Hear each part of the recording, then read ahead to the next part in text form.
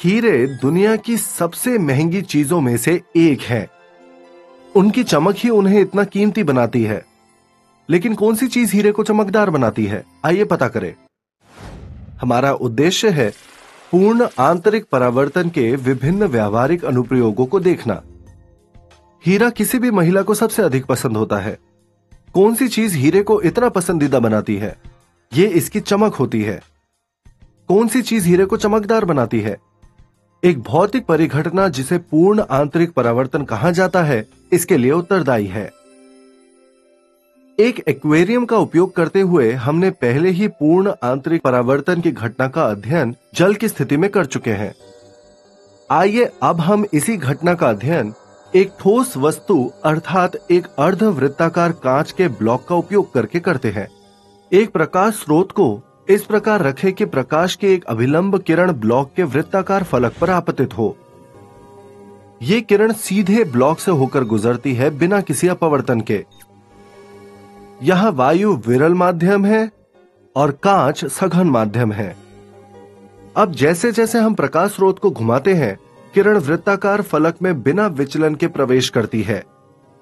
लेकिन जैसे ही यह समतल फलक को पार करती है, यह अपवर्तित हो जाती है। आंशिक आंतरिक परावर्तन के कारण आंतरिक रूप से कम परावर्तित किरण भी देखी जाती है। प्रकाश स्रोत को और अधिक घुमाने पर एक बिंदु पर आपतन कोण क्रांतिक कोण बन जाता है और अपवर्तित किरण कांच के ब्लॉक और वायु के बीच अंतरा पृष्ठ पर दिखाई देती है। अंत में जब आपतन कोण क्रांतिक कोण से अधिक हो जाता है, तो आपतित किरण पूरी तरह से कांच के ब्लॉक के भीतर परावर्तित हो जाती है। इस प्रकार पूर्ण आंतरिक परावर्तन होता है। इसीलिए हम ये निष्कर्ष निकाल सकते हैं कि अर्धवृत्ताकार कांच के ब्लॉक पे प्रवेश करने वाली अधिकांश प्रकाश किरणें समतल सतह से बाहर आते समय अपवर्तन से गुजरती है। केवल कांच के क्रांतिक कोण IC से अधिक कोण पर आपतित प्रकाश किरणें ही पूर्ण आंतरिक परावर्तन से गुजरती है। विभिन्न माध्यमों के लिए उनके संगत क्रांतिक कोण अलग अलग होते हैं। इसकी गणना स्नेल के नियम का उपयोग करके की जा सकती है।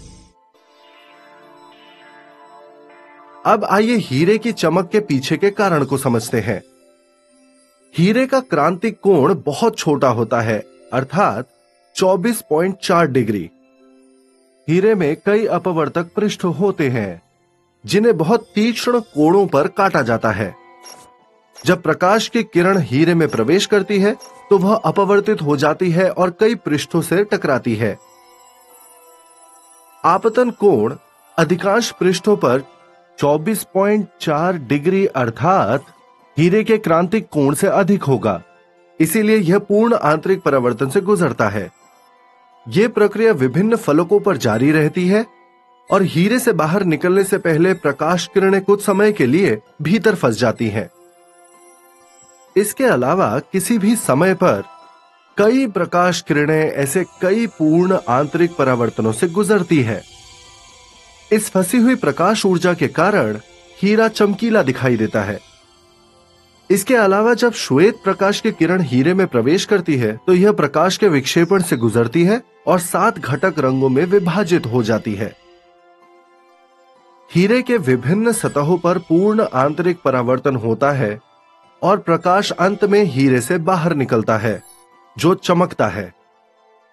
इसीलिए पूर्ण आंतरिक परावर्तन की घटना हीरे के चमकने के लिए उत्तरदायी है। सारांश: पूर्ण आंतरिक परावर्तन के लिए एक आवश्यक शर्त यह है कि प्रकाश विरल से सघन माध्यम में गुजरना चाहिए। हीरा पूर्ण आंतरिक परावर्तन के कारण चमकता है। हमने देखा कि पूर्ण आंतरिक परावर्तन हीरे की चमक में प्रमुख भूमिका कैसे निभाता है। अब क्या आपने कभी प्रिज्म दूरबीन के बारे में सुना है? इसमें भी प्रकाश का पूर्ण आंतरिक परावर्तन शामिल है। ये कैसे काम करता है जानने के लिए